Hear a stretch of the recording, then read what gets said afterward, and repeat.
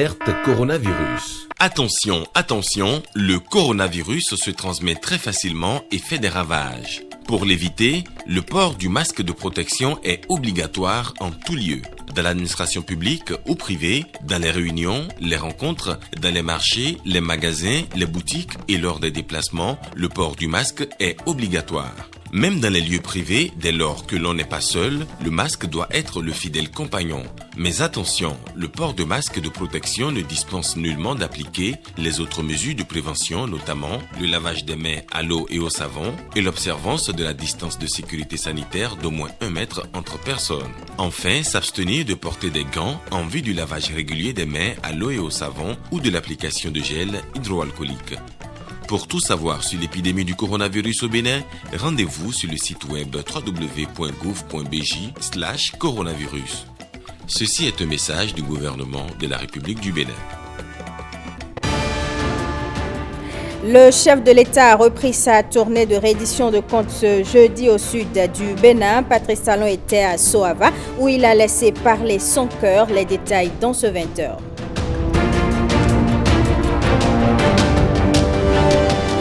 Le Bénin enregistre un nouveau succès sur le marché financier international. Le pays a réalisé la toute première opération obligataire internationale d'Afrique de l'année.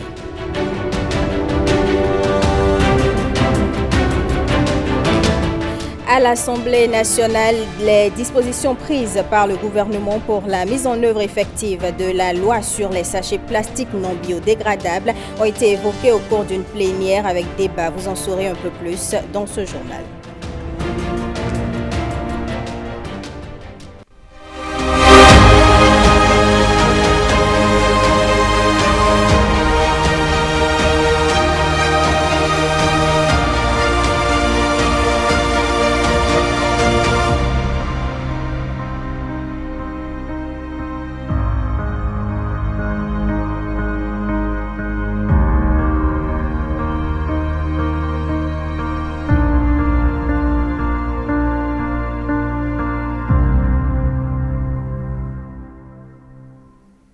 Mesdames et messieurs, bonsoir et bienvenue au journal. Patrice Talon dans la cité lacustre de son enfance, c'est par Soava que le chef de l'État a repris sa tournée de reddition de comptes ce matin au sud du Bénin. À Soava, Patrice Talon a laissé parler son cœur, mais aussi et surtout son testament politique. Il s'agit d'un message en 3 temps. Osias Sounouveau, Ernest Tetego, Mohamed Biyo.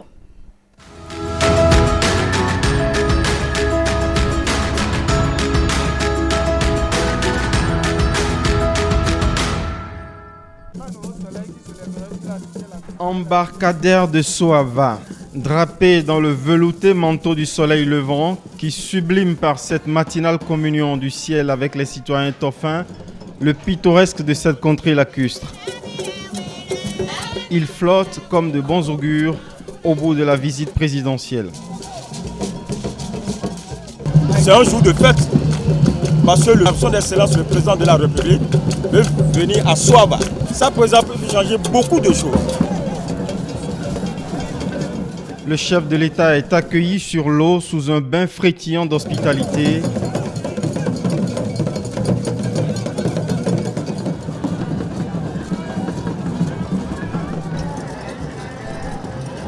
Auquel s'enchaînent sur la berge des vivats nourris jusqu'en salle.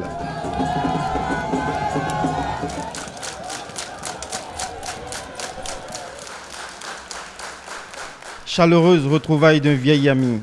Les escapades à Soava de l'adolescent Patrice Talon, alors 12 ans, ne présageaient point d'un destin présidentiel.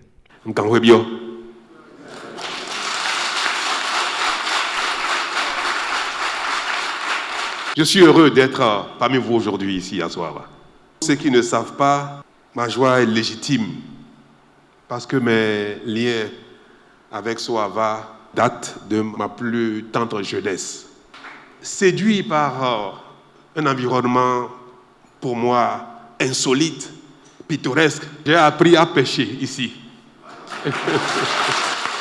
Émotion contenue, le maire salue les ambitions locales du gouvernement et espère qu'elles iront au bout des chantiers locaux en attente. Dans le cadre du projet réinventé la cité lacustre de Ganvier, Il s'agit de la construction de la route digue Akasato-Soava, la construction d'une plateforme logistique, la construction d'un collège moderne à Gangué, les services essentiels tels que l'eau et l'électricité.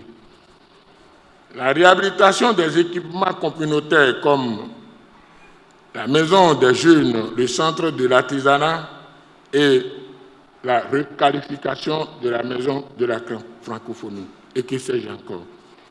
Depuis 1960, nous n'avons jamais mérité une si grande attention de la part des gouvernants successifs. Merci infiniment de ne point vous arrêter en si bon chemin. Gêné de n'avoir pu faire grand-chose au cœur de son bilan national à Soava, terroir qui a bercé son enfance, l'ancien ami appelle à la patience et rassure. Les travaux de la route à Kassato qui nous amènent ici, avant l'embarcation Kassato-Soava, monsieur le maire, vont démarrer en même temps que les travaux de l'embarcadère. 3 messages vont ponctuer un exercice devenu rituel. Le premier, Soava, comme les autres terroirs, n'est pas oublié. Deuxième message, les résultats d'une gouvernance rigoureuse et ambitieuse autorisent l'espoir. Et enfin, la renaissance ainsi née mérite d'être sacralisée. Qu'on ne permette plus à un président, qu'on ne permette plus à personne de gaspiller nos ressources. Parce que ça nous permet de satisfaire nos besoins collectifs. On demande pardon à mes concitoyens, pardon à mes frères et sœurs d'ici, de tout faire pour que cette bonne gouvernance-là, on la garde longtemps, que ça ne tombe plus, qu'on ne retourne plus en arrière. C'est un message d'exhortation, de supplication, pour que ce troisième acquis soit notre acquis définitif. Talon est salué à son départ comme il a été accueilli par des Toffins au cœur rivés à une aube nouvelle sur leur cité lacustre.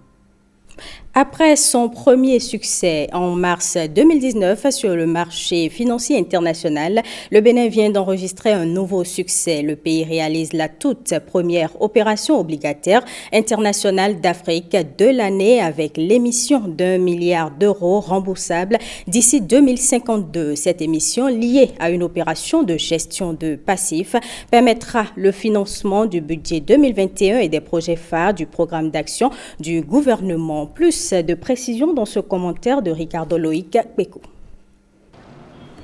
Cette nouvelle opération est un placement avec succès d'1 milliard d'euros, soit 656 milliards de francs CFA sur les marchés internationaux.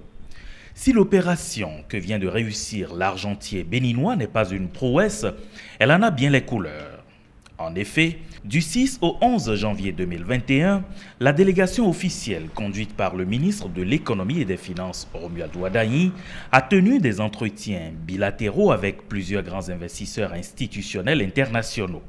Ce marketing bien fourni a été l'occasion pour le ministre de rappeler aux investisseurs les résultats concrets du programme d'action du gouvernement dans le contexte marqué par des chocs exogènes tels que la crise de la Covid-19 et la fermeture des frontières nigérianes. Romuald Wadagni a présenté aux investisseurs les résultats concrets du gouvernement du président Patrice Talon, y compris les réformes structurelles clés, la croissance économique et la réduction rapide du déficit budgétaire.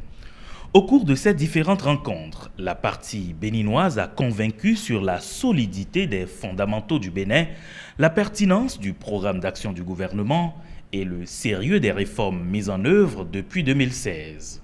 C'est pourquoi il était question de mobiliser de l'argent sur le marché international européen, ce qui fut fait. L'intérêt de cette opération vient surtout de ce que le Bénin a mobilisé 700 millions d'euros sur une maturité finale de 11 ans et 300 millions d'euros sur une maturité finale de 31 ans, autrement dit, remboursable d'ici 2052.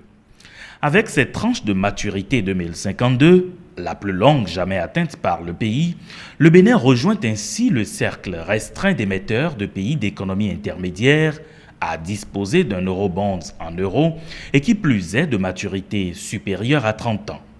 Cette émission est couplée à une opération technique de gestion de passifs s'inscrivant dans la stratégie proactive de gestion de la dette publique mise en œuvre par le gouvernement. Le succès du rachat partiel de l'Eurobond 2026 permet au Bénin de limiter les risques de refinancement, d'étendre la maturité de sa dette et de réduire son coût moyen.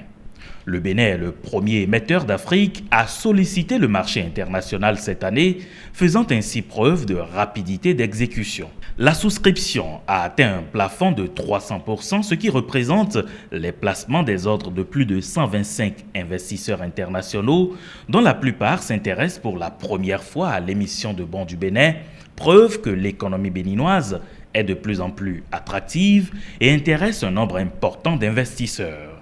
Le succès de cette émission démontre aussi le fort intérêt affiché par les investisseurs internationaux pour le Bénin, un pays dont les dirigeants ont fait de son économie une économie crédible et résiliente.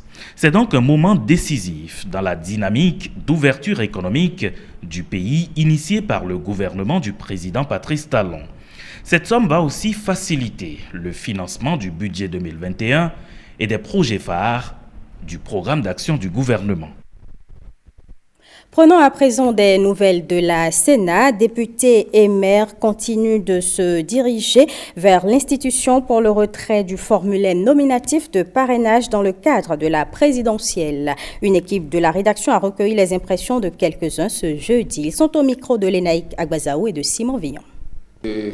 Nous apprécions les réformes qui, n'est-ce pas, permettent à notre démocratie d'aller de l'avant, de quitter le piétinement et de grandir. Le sésame que je viens de retirer, je crois, c'est personnel et c'est moi qui vais réfléchir pour voir à qui confier, n'est-ce pas, mon parrainage. Le président de la Sénat nous a déjà expliqué, et puis les tests qui régissent, n'est-ce pas, cette réforme, n'est-ce pas, nous disent que c'est le choix personnel. Et il n'y a pas question que le parti impose à quelqu'un, n'est-ce pas, son choix. Par rapport au parrainage, l'article 44 nouveau de la Constitution m'oblige ce matin à venir chercher le formulaire nominatif en tant que député pour parrainer le duo candidat à la prochaine élection présidentielle. Vous savez, cette élection, nous la voulons la plus inclusive possible, sincèrement. Et nous voulons donner quitus à tout le monde, à tout candidat qui le souhaite. Le législateur a voulu que le parrain soit libre de toute pression. Et sans vous mentir, je suis libre de donner ma signature à qui le veut, à qui je veux aussi. J'invite tous nos compatriotes à rester sereins.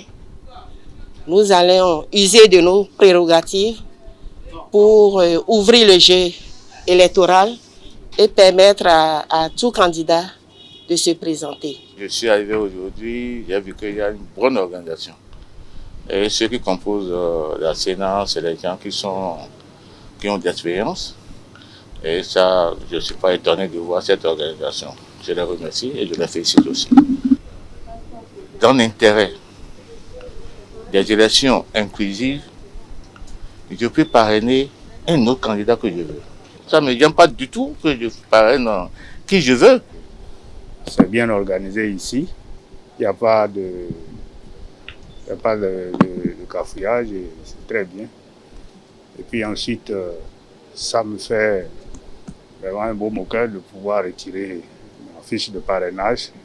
Dans les jours à venir, dès qu'on verra les candidatures, on va consulter les projets de société et on soutiendra certainement le meilleur projet. Ben, conformément à la loi, l'usage c'est de parrainer les candidats à l'élection présidentielle. Et comme pour l'instant, je ne connais pas, donc j'attends de voir ceux qui vont se manifester et on va viser. Moi, je vais réfléchir, puisque pour le moment, il n'y a pas de candidat qui s'est rapproché de moi. Je suis là, j'attends, et j'attends ce qui va se passer. Et le moment venu, vous allez voir. C'est un plaisir pour moi, puisque ça fait partie des réformes et nous sommes tenus de respecter les réformes dans leur application. Donc, c'est avec un grand plaisir que je me suis prêté à cela. Quel point peut-on faire par rapport au retrait des formulaires nominatifs de parrainage pour le compte des 3 premières journées? Un cadre de la Commission électorale nationale autonome répond au micro de Lénaï Kagwazaou. Au total, nous pouvons vous dire, du début jusqu'à la date d'aujourd'hui, nous avons reçu 62 au total, barrés, au total. Maintenant, lorsque nous voulons faire une répartition par jour, nous pouvons constater que d'abord le 12 janvier, nous avons reçu 21. Le 13 janvier, 32 et aujourd'hui, 9. En allant un peu plus en détail, au niveau des députés, nous avons reçu au total 38, soit un pourcentage de l'ordre de 61%. Au niveau des maires, 24, ce qui fait 38%. Voilà, globalement, nous sommes à un taux de délivrance de l'ordre de 38%.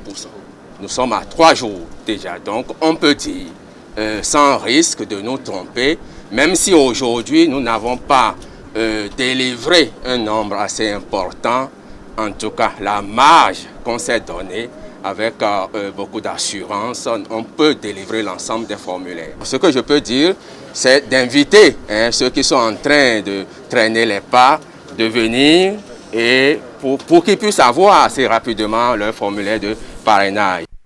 Les membres du parti Foscori pour un Bénin émergent sont en tournée de mobilisation des militants à la base. Alassane Soumanou Djemba était en début de semaine dans la 3e circonscription électorale. Une occasion pour le conseil politique du parti de réaffirmer que le parti sera bel et bien dans la course pour la présidentielle. Ikiliru Gounoussero, Abdullah Fouidrissou, compte rendu.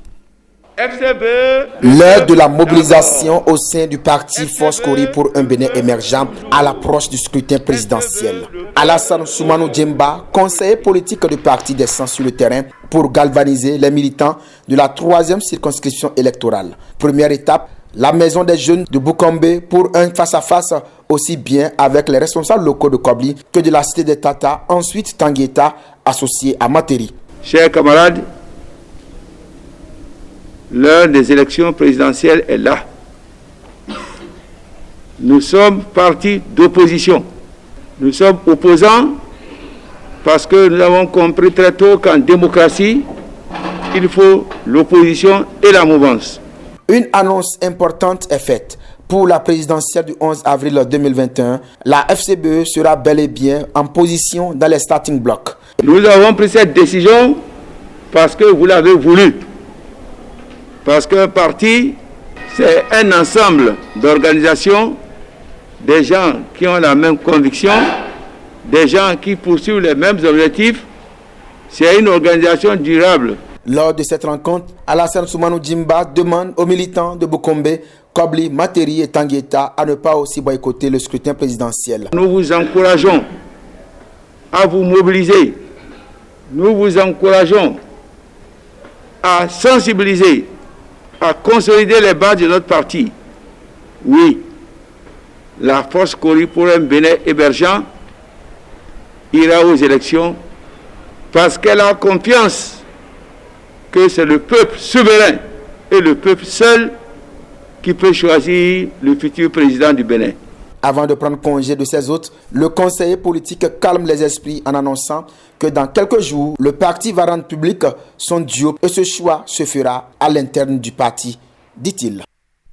Parlons à présent du programme d'assainissement pluvial de Cotonou qui devrait réduire les dégâts causés par les inondations. Les personnes affectées sont soutenues par l'État. Les dédommagements ont démarré ce jeudi avec des remises de chèques. Marcel Arrossi. Je remercie infiniment le gouvernement en place d'avoir pensé cette fois-ci à nous et de prendre en compte le côté social. Léon est l'une des 1692 personnes affectées par le programme d'assainissement pluvial de la ville de Cotonou, bénéficiaire aujourd'hui d'un appui de l'État pour la relance de ses activités. Il s'agit d'une initiative du gouvernement en réponse aux problèmes récurrents de l'inondation dans la métropole. Un programme qui devra couvrir 34 bassins et sous-bassins des 50 que compte cette ville dans 10 de ses 13 arrondissements. Ce n'est pas moins de 260 milliards de francs mobilisés auprès des bailleurs, à savoir la Banque mondiale, la Banque européenne d'investissement, l'Agence française de développement, la Banque islamique de développement, la Banque africaine de développement et la Banque ouest africaine de développement. Nous portons l'ambition commune de réussir ce challenge, celui de rendre meilleur le cadre et les conditions de vie de la population. Je sais compter sur tous pour atteindre cet objectif. Je suis convaincu que les bénéficiaires de cet accompagnement du gouvernement feront le meilleur usage de cette aide en l'utilisant effectivement pour la relance de leurs activités. À cet effet, je vous invite au respect effectif des délais de libération des emprises des travaux afin que ces travaux puissent démarrer à bonne date. Je voudrais réitérer ici l'engagement de la mairie de Cotonou, bénéficiaire final des infrastructures, à accompagner le gouvernement dans la réalisation de cet ambitieux programme. Dans l'exécution des travaux prévus pour démarrer en février 2020 et dont la durée sera de 6 ans, pour un montant total de 260 milliards, il est prévu la reconstruction et l'équipement de l'école des sourds à Védocor, la reconstruction de l'école primaire publique de Védocor 2, en plus d'un laboratoire type centre de santé communautaire. Les sachets plastiques non biodégradables, vous le savez, mesdames et messieurs, impactent l'environnement et la santé. Malgré l'existence d'une loi votée en 2017, les sachets plastiques jonchent toujours des rues au Bénin. Quelles sont les dispositions prises par le gouvernement pour la mise en œuvre effective de cette loi? C'est la principale question adressée au gouvernement et qui a fait l'objet de débats en plénière en début de semaine. Firmin Bassao. Une question orale avec débat adressé au gouvernement par la députée Sedami Romaric Médé-Ganfagla en débat au Palais des gouverneurs. C'est au sujet de la mise en œuvre de la loi numéro 217-39 du 26 décembre 2017 portant interdiction de la production, de l'importation, de l'exportation, de la commercialisation, de la détention, de la distribution et de l'utilisation des sachets plastiques non biodégradables en République du Bénin. Une loi votée et promulguée depuis 2017 dont les résultats ne sont pas escomptés. Les sachets en plastique non biodégradables font toujours partie du quotidien des Béninois et leur usage est monnaie courante au détriment de notre environnement commun. Il est demandé au gouvernement de bien vouloir fournir à la représentation nationale des réponses aux questions ci-après. Quelles ont été les mesures prises par le gouvernement pour la mise en œuvre effective des dispositions de cette loi?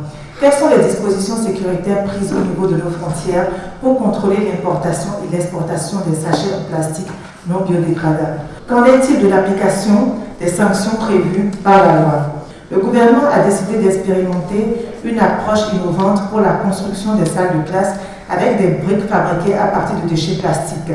À cet effet, il est prévu pour le compte de l'année 2020 la construction d'une usine de fabrication de briques à base de déchets plastiques.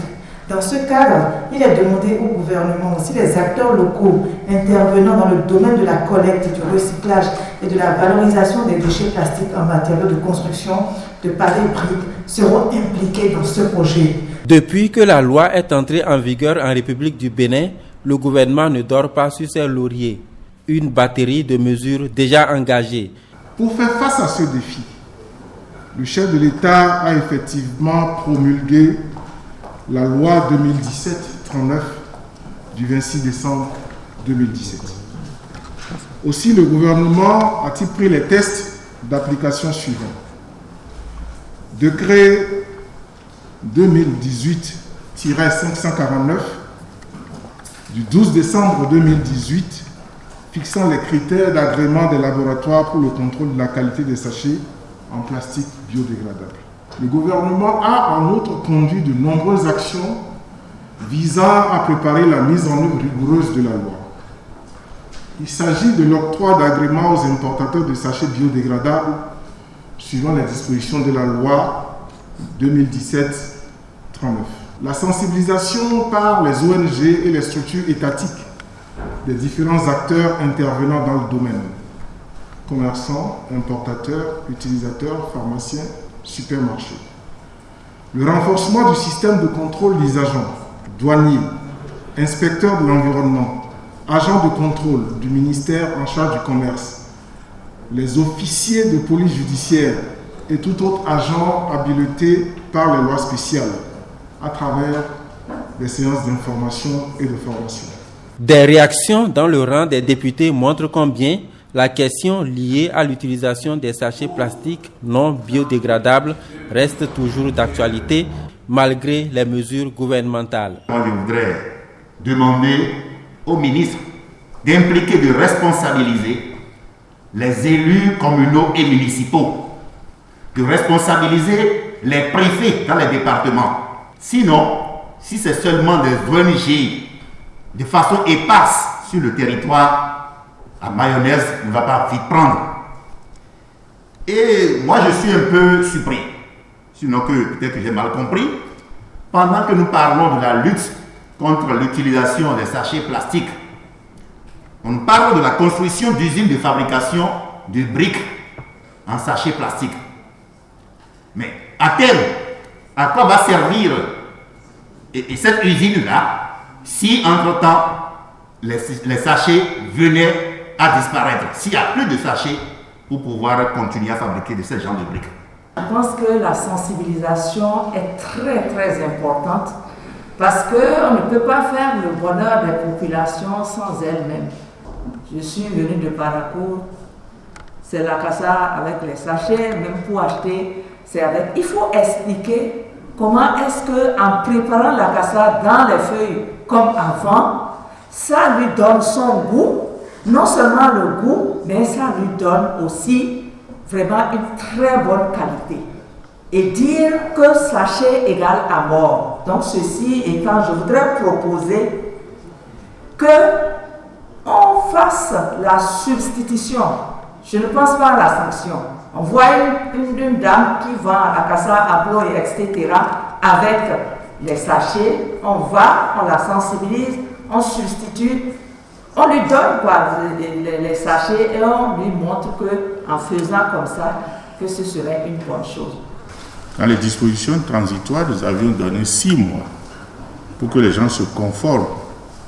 Nous voici aujourd'hui à 3 ans.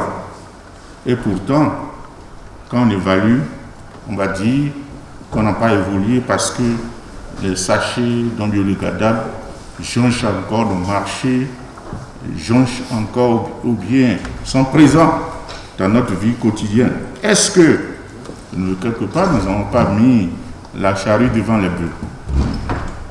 Est-ce que nous avons fait du benchmarking? Comment est-ce que les autres ont réussi? Au Rwanda, on nous a dit qu'il n'y a plus de sachets biodégradables au Rwanda, que tout est nickel. Comment est-ce que le Rwanda a pu réussir? Est-ce que nous avons pu investiguer pour utiliser ces meilleures pratiques? Des ONG interviennent dans ce secteur, on l'a dit. L'État lui-même met en œuvre des mesures, on l'a dit. Pourquoi ne pas créer des quartiers, des villages pilotes où toutes ces mesures-là, tous ces acteurs-là vont focaliser leur attention pour qu'on puisse donner l'exemple aux autres quartiers de ville et de villages. Montrer qu'il est possible qu'au Bénin, il y ait un quartier, un village sans sachet. Et voir, amener les gens à évaluer les effets, l'impact positif de l'absence de ces sachets-là pour qu'il y ait un effet d'entraînement. Bon, moi je pense que peut-être actuellement le gouvernement et les populations font un peu de footing d'abord. Moi, je ne me suis pas du tout inquiété. Je sais que le gouvernement sait et nous savons aussi que ce problème, en 3 mois, ce sera totalement résolu. Maintenant, quand il s'agit d'aller jouer au football, il faut prendre un peu de temps pour faire un peu de footing, un peu d'entraînement. Je pense que c'est le cas. C'est que les populations comprennent que d'ici à là, ces problèmes-là, ça ne peut pas perdurer, ça ne peut pas continuer. Parce que c'est un problème d'environnement, c'est un problème de santé, c'est un problème qui nuit à toute la population.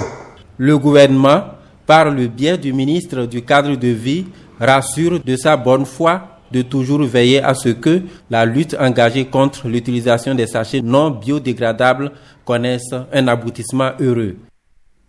Lutte contre le coronavirus. Après les artistes, chanteurs et humoristes, c'est au tour des artistes plasticiens de sensibiliser à travers leurs œuvres des toiles qui véhiculent des messages et qui appellent au respect des gestes barrières. Axel Doncy et Patrick Nimanva nous en disent plus. Promenade culturelle d'un ministre avide de connaissances des œuvres exposées à la principale place Saint-Cécile de Cotonou. Jean-Michel Abimbola s'offre une vue d'un spectacle artistique. Les artistes plasticiens se déchaînent contre le coronavirus à travers leurs œuvres. L'œuvre qui est derrière, je l'ai nommée le respect, le port correct du masque. Parce que la venue de cette pandémie nous oblige à porter nos masques. Et en circulation, nous constatons qu'il y a des gens qui ne portent carrément pas le masque ou qui le portent très mal. Soit ils le mettent au menton ou carrément c'est très mal porté. Donc j'ai fait cette œuvre pour pouvoir sensibiliser la population. Des actions artistiques au profit des acteurs culturels, le boulevard Art se déploie de ses locaux ordinaires pour le plein air. Sur les toiles, des messages sont véhiculés. L'inspiration y va d'un artiste à un autre. L'œuvre que nous avons, Cordon sanitaire, c'est typiquement ma création qui entre vraiment dans le contexte Corona propre au Bénin. J'ai abordé le sujet à travers l'homme que nous sommes. J'ai pris le cas typique du Bénin, avoir le cordon sanitaire qu'a imposé le gouvernement. Puisque le gouvernement est conscient qu'on ne peut pas empêcher des gens de circuler à travers le Bénin. Mais face à cette pandémie, nous sommes appelés à nous révéler. Le boulevard là-bas, c'est un projet international, mais pour l'instant, on a commencé avec 20 artistes, maintenant nous sommes 50 artistes, et voilà. Les artistes béninois sont aussi riches et aussi talentueux. Jean-Michel Abimbola est tout heureux de l'initiative et des œuvres exposées. Ces travaux, fruits de la création d'une quarantaine d'artistes contemporains béninois, montrent la richesse, la variété et la diversité d'une inspiration visant à délivrer le message de nos artistes aux populations, afin qu'elles ne baissent pas la garde au respect des mesures barrières contre la Covid-19, qui est toujours d'actualité. Cette exposition collective, la première d'envergure de l'année 2021, constitue un événement majeur qui fera date et que l'on retiendra dans l'histoire de l'art contemporain de notre pays comme étant l'une des réussites du partenariat entre le privé et le public. Le vent du coronavirus continue de souffler. Les plasticiens apportent ainsi leur prière à la sensibilisation anti-Covid-19. Le parti Bloc républicain et son secrétaire général national offrent un tournoi de football à la jeunesse de la Donga depuis le 3 janvier dernier. Le tournoi dénommé 100% ABT et 100% BR bat son plein. Ikilero Gonosero, Abdelafou Idrissou.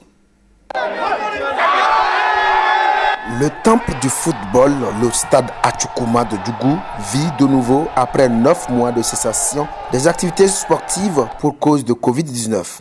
Le premier événement sportif a occupé la jeunesse chaque après-midi dans ce stade depuis le 3 janvier est le tournoi de football dénommé 100% ABT, 100% Bloc républicain. L'objectif numéro 1 est de promouvoir le Bloc républicain. L'objectif numéro 2 est de mobiliser toute la jeunesse de la Donga et celle de Djougou en particulier autour de notre leader charismatique, le ministre d'État Abdoulaye Biotchane.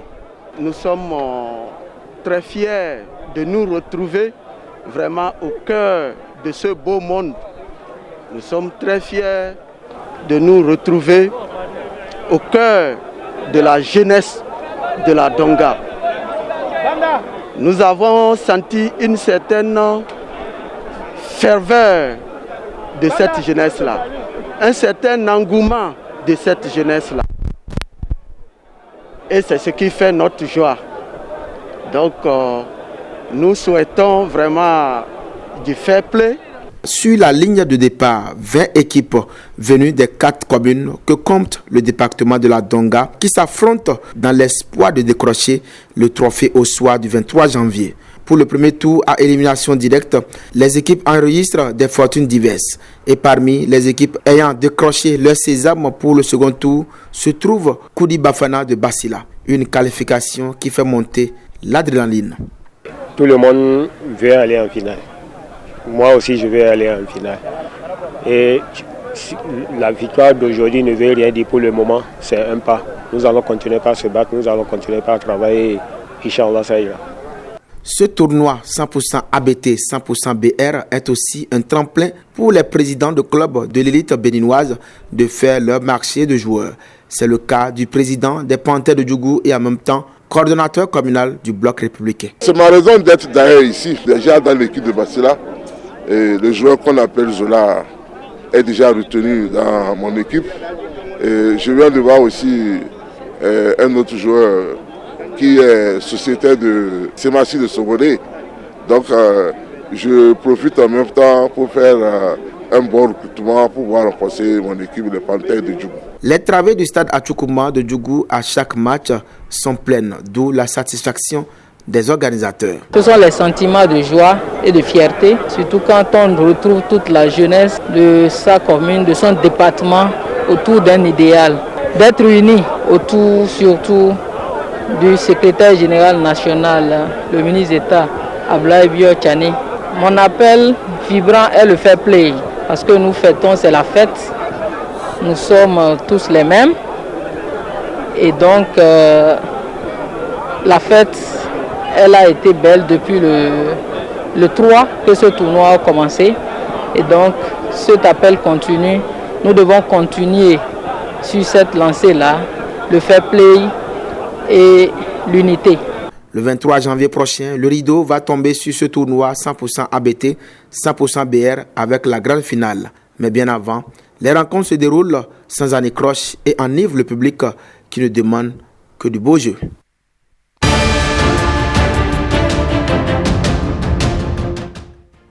Hors du Bénin, les Ougandais sont aux urnes pour un duel présidentiel sous tension. En Turquie, une campagne de vaccination a démarré ce jeudi. Le personnel soignant et les plus de 65 ans sont ciblés pour cet exercice. Les autorités sont convaincues qu'elles pourront ainsi vaincre le coronavirus. Le récit de Axel Dancy. Plus de 17 millions Ougandais étaient ce jeudi dans les bureaux de vote pour départager le président sortant Museveni, qui brigue un 6e mandat après 35 ans de pouvoir, est le jeune député chanteur de reggae. Le duel fait figure de choc des générations.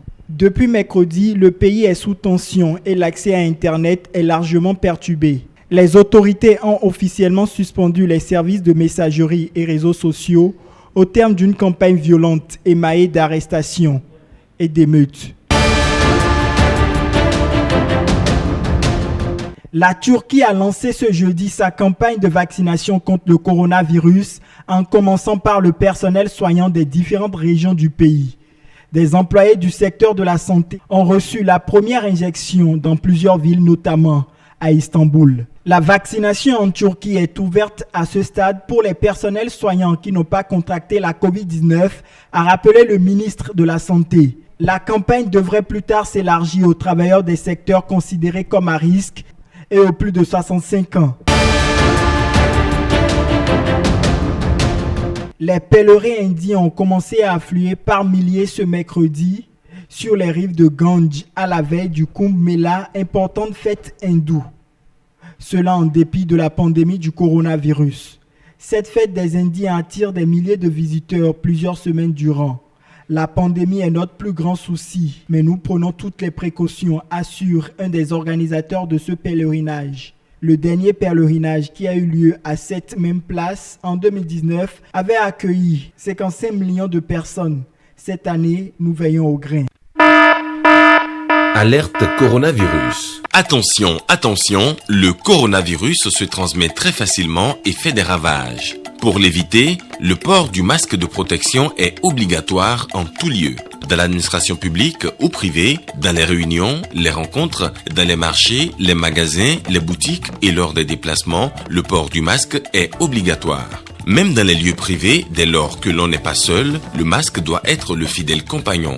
Mais attention, le port de masque de protection ne dispense nullement d'appliquer les autres mesures de prévention, notamment le lavage des mains à l'eau et au savon et l'observance de la distance de sécurité sanitaire d'au moins 1 mètre entre personnes. Enfin, s'abstenir de porter des gants en vue du lavage régulier des mains à l'eau et au savon ou de l'application de gel hydroalcoolique.